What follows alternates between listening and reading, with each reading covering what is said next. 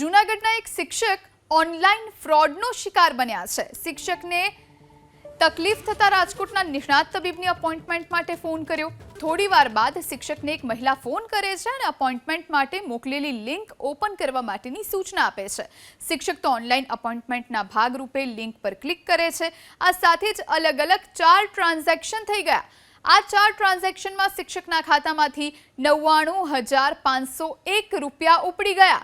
હવે ભોગ બનનાર શિક્ષકે કિશોર દવેએ બી ડિવિઝન પોલીસમાં ફરિયાદ નોંધાવી છે। પોલીસે ફરિયાદના આધારે વધુ તપાસ હાથ ધરી છે।